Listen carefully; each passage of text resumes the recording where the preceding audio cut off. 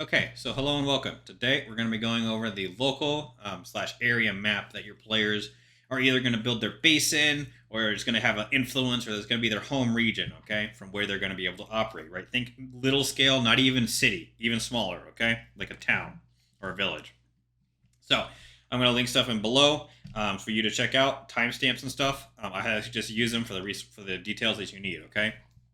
But first, how the video structure is going to be laid out is one, we're going to do resources. Okay. Number two is where do they live? Right? Where do people live? Where do they live? On this river, right? How are they living? All that sort of stuff. Okay. Number three, how are your players going to be able to influence this area? Okay, this should be their home region, so they should be able to influence it, right? Number four, what improvements can they make to the land and stuff, right? And we'll talk about that when we get to the main cast a little bit, right? Number five, I'll go over this specific map, and number six, we'll go into some other details that will be prevalent for this, okay? So before we get into it, today's video sponsor is myself. Are you a dungeon master that has been frustrated by D&D mass combat rules? Well, worry no longer. I have a solution for you DMs. The squad combat module lets you run mass combat quickly with massive customization options. Do you like additional D&D supplements that improve the immersion and realism of your games? Want maps for your D&D adventures? Reduce your prep time, improve your games, and become a Patreon member today by clicking the link below in the description to join. And a big shout out to my patrons that make all these videos possible, okay? So, without further ado, let's get into it. So, number one, the resources. All right. So, this specific map is for my players that will use, okay? And if you want access to this map, it is going to be on my Patreon, okay? To access it, you need to go down here, right, and click on my Patreon, okay? And it will be visible here and downloadable in the map pack, okay? Otherwise, it is not yet on my Incarnate, okay, because it is not finished, and it will eventually be there whenever, okay, especially for my Patreon members to use, okay? Otherwise, resources, let's talk about it, okay? So, resources. What is this map going to offer? As you can clearly see, there's a lot of trees everywhere, right? So, what are the resources my players can use? Slash, the people in this area, okay? They can build lumber mills, right? They can build stuff out of lumber, wood, and all of that other stuff, right? And that's important to remember, right? Like what resources are here, right? So, trees, number one. Two, there's a river here. One of the major rivers is going to start on this whole continent is going to be this river, okay? It's going to connect into a major river and blah, blah, blah, right? But how can they use it? Very simple. They have a wheelhouse. Remember correctly, you grind and it generates power so you can grind wheat, right? And they have a windmill. That's the same thing, really. But they get power here and they live on this river so they can get fresh water into this little upper region, okay? This is very important because we'll talk about the improvements and stuff. But it's very important that they live up here, right? And that's the resources, right? There is also a little mine out here that has some mines, silver, gold, metal, whatever I decide to put in there, right? That the players can be able to use, and the village will also be able to use, okay? So, that's just the general resources of this map, right? Number two is where do people live, which we'll talk about right now, right? So, all the people on this little town, village area are going to live up here, okay? They're going to live up on this cliffside, okay? Now, you may ask why.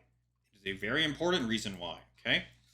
Most people are going to live somewhere area of least resistance, okay? If they want to, get out into the world, they don't want to trek down a mountain, go through woods and gates and all that other stuff, right? But that's not what this is, okay?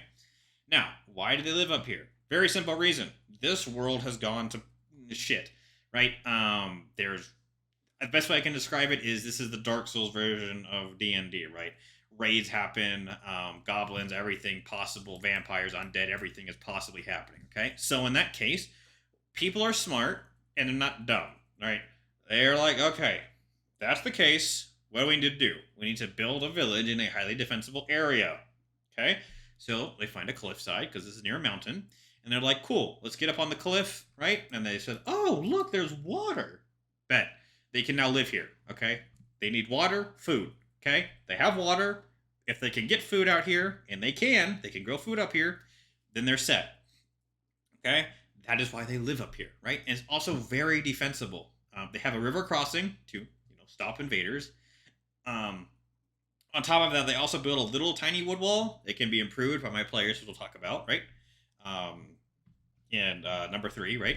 But basically, they built a little wall out here on these three sides, okay? And you can see that is going to help with defenses, okay? Because people need early warnings, right? A wood wall may not seem like a lot, but trust me, it would be a lifesaver if a raid is going to happen, right? Give the villagers time to either gather up and defend each sector, or they can all run to the castle, right? But that's why the people live out here, right? And you can see this road leads to all the major areas of this little village, okay? It leads to these little wood things, okay? Because there's a little gate on each side of these wood things so they can go out, okay? They can go out south and trade with people, right? It's very dangerous to do so, but it is a thing, right? But most people generally just stay in this village because, don't want to die. But yeah, that's why that's there. That's why there's wood walls, right? You have to think about these as a DM slash GM, right? How is your village structured? Where are the main points of entry going to be if you're going to build a defensive thing in nature, right? How do the people live? Do they all walk around armed? In this case, they do. And they're very protected on all three sides because they don't want to die, right? Obviously. And then there's these major food productions, right? They make enough food to export to people. That's how they also get more profit from this mine, from their food and stuff, right? And that's why they all live out here, okay? And this castle is where my players will be, okay? This is their main base, area of operations, hub, whatever you want to call it, okay? Um, and the reason that people live near the castle, just like they did in real life, was, oh no, there's a raid, please help me. And they all will gather in the main courtyard castle area and stay there. That's what the castle's for. That's why it's always been like that, okay? So, number 3, how can my players influence all this, okay? Very simple. They can influence everything, okay? They can influence if the walls are going to be reinforced on this side. They can reinforce their walls, okay, in the castle, right? As you can see, this castle is built on a cliffside, so pretty defensible. They can't scale a cliff. 2, has a ballista, has a tower. 3, most importantly, actually, in my opinion, has a ditch. Has walls and a gatehouse, right? So a very defensible position, right? But it's not impervious, right? Talking D&D rules, you can teleport in there. Right? You can just teleport in there if you have like a little piece of the ground or whatever, right? There can be bypasses, right? You can put anti-magic fields up around the castle so that it can't be teleported into, right? There's a lot of stuff that players could do to help defend this castle, right? They're also going to be not micromanaging the town, but they'll be like, hey, should we build a school? There's a school here. There's a wise woman out here for healing, right? There's a lumber mill. There's a tavern, right? And food. Farmers and barns, right? Do my players want weaponsmiths? Do they want, I don't know, insert thing here, right? They have an archery field. Do they want some more soldiers? Do they want, I don't know, whatever they could possibly think of? It could be added to this village as long as they go out there, find the people and the resources to do so, right? And my players can interact with this land, right? If they have a druid and they have certain spells, right? A druid can increase the agricultural yield of all this food times 2 with a spell, right? Massive impact on this whole economy, right? And again, they could talk with trees, right? Let's say there's some tree ents out here, right? And the players talk with some trees out here, and they say, "Hey, we won't talk you down, and we won't touch this forest if you will sit here and defend us." And the trees are like, "Yeah, cool. I don't like the undead. I don't like you burned anyway." So they'll move out here and help them, right? Again, whole bunch of story elements you could do out here for your players, right? There's a whole bunch of stuff, but think about it as a DM. Think about it, right? Like, can my players manipulate the land? How is the land structured, right? All these cliff sides, right? My players could go around and seal off this entrance. They could build a massive mound if they wanted to and be isolationists. They could put towers up on all these sides to defend it even more. They could build more walls out here. And I can also expand this map outwards, okay? I can expand it outwards in case my players need to grow. Let's say they fill up this whole map for some reason, which I don't think they will ever, but let's say they do. You can expand it outwards. Keep adding stuff, right? So those are just some improvements to the land that they can make, right? Just think about that on a local slash village level, because that is what players will be able to actually influence, right? Number 5, okay, this map specifically, okay? So I'm going to go into detail about this map, right? And this world setting in general, right? And also, if you want to play in this world, head over to my Discord and message me because I will be running this campaign soon, and it would be, if you guys want to play in that, it would be great. But yeah, so this map specifically. Let's talk about the lore for a second, okay? So, in this world, the basically everything goes to crap, okay? So, think about this. My players will go to this thing. Okay, this is the prologue. I'm not spoiling anything massive, right? My players will go to the castle. They will take it over. Okay, do whatever. There's a hag that lived here. Whatever I want to put there. Okay. Then 6 years will go by. The malediction will happen. Okay, think the HRE, right? Big government structure, big structure of all these people living under one thing, but living, quote unquote, and quote unquote being ruled by, right? But not really. And then the malediction happens. Undead, vampires, people corrupted, highest level people, king and queen dead. Dukes turn to vampirism, an undead, lich, okay? All of that happens at the same time for everyone, okay? Dwarves, elves, human, all of it have to fight, okay? Do my players then become independent? Do they become a republic, a monarchy, whatever? Do they become a company? Do they support the original empire, right, or kingdom, or do they break away and support a different faction like the dwarves or elves that break away, right? How does that all work, right?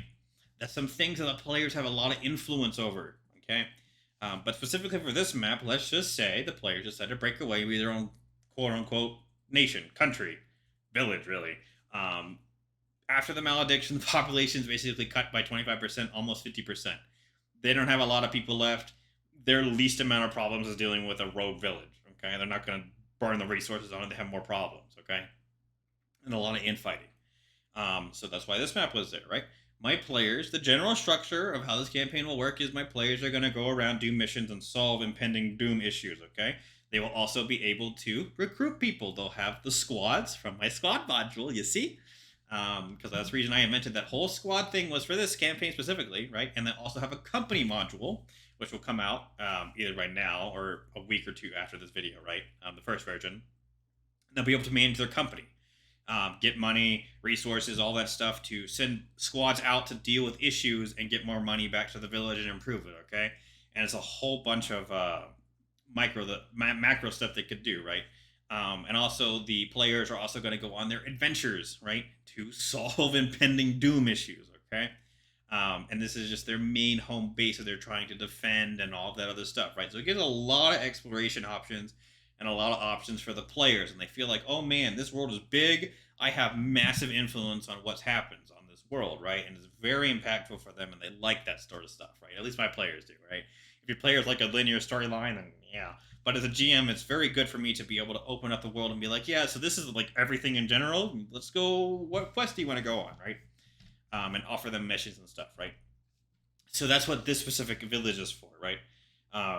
In this area. Some other things. So we'll get to number 6, right? Some other things you need to consider, right?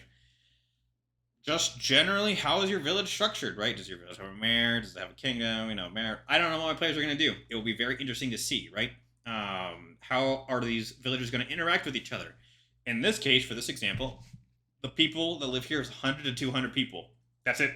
And they all get along very well because everyone they don't get along with, they cast out or throw out or get rid of in a different way or some other way, right? They don't tolerate like thievery and all. It just doesn't exist here anymore. They're too desperate because it's a desperate time, right?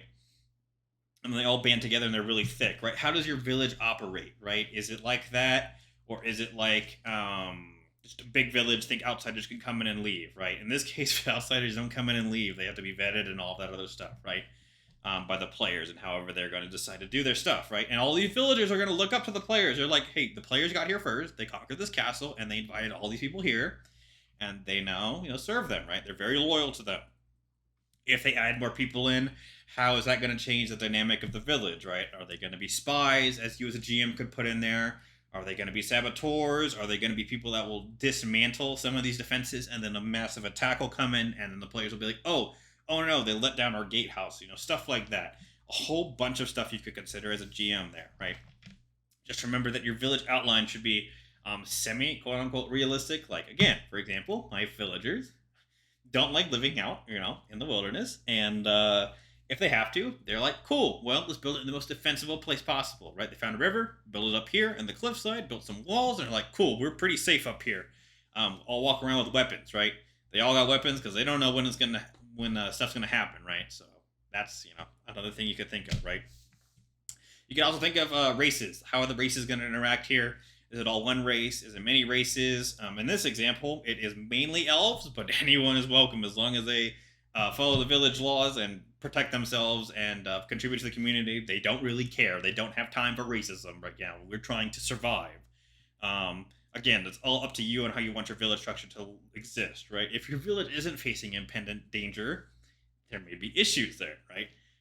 But it's all up to you and how you want to do that. I'm not going to tell you what's right or wrong. I'm just going to say that, yeah, that's up to you, what you want to do there, right? And always make sure if you're designing a map like this that you can expand it and take things away. I built using Karnit, okay? I believe in Karnit is one of the best city map makers and little area village map makers, okay? It is bar none, in my opinion, the best for these types of maps and city maps, okay? Region maps, it's okay. World maps, it's pretty good, but region maps, so like, let's say the United States instead of the whole world, it's okay. It's not amazing, but hey, we get what you work with, right? And battle maps, use Dungeon Fog or something else. Battle maps are not very good. They're trying, but yeah, right. So there's just some other things to consider. Whatever map maker you're going to make this in, make sure you can expand it and take away, and don't throw away the save file, basically. Okay. So that's for your local area slash village map guide for you guys. If you have any questions, leave them in the comments below. Otherwise, while your video on your screen will take you back to a map to go to the region, which you can look at there, or sorry, the city map you can go look at there. Otherwise, there's a Patreon link up there too. If you guys want to be supportive of this type of content and get some benefits, you can head over there. Otherwise, I will see you people later.